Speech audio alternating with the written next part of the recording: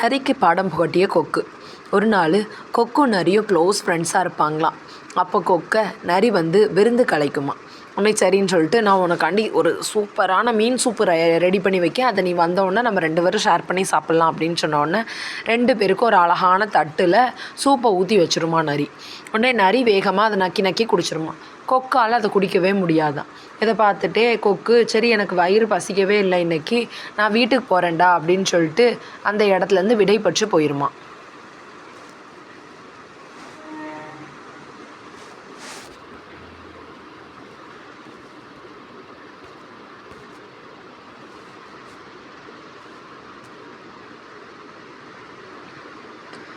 இன்னொரு நாள், நண்பா நரியே, நீ என் வீட்டுக்கு வா, இன்றைக்கி நான் உனக்கு வந்து விருந்து ஏற்பாடு செஞ்சுருக்கேன் அப்படின்னு சொல்லி கொக்கு வந்து நரியை கூப்பிடுமா.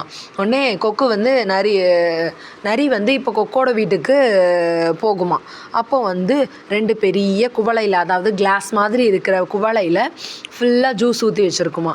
இந்த ஒரு சூப்பரான ஜூஸு, இதை வந்து நீயும் குடிச்சிக்கோ, நானும் குடிக்கிறேன், இதான் இன்றைக்கி ஃபென்டாஸ்டிக்கான விருந்தோட ரெசிபியே அப்படின்னு சொல்லி கொடுக்குமா. உடனே கொக்கு வேகமாக அதை வந்து குடிச்சிருமா. ஆனால் நரியால் அதை வந்து குடிக்கவே முடியாதான். உடனே நரி ஆமாந்து போயிடுமா.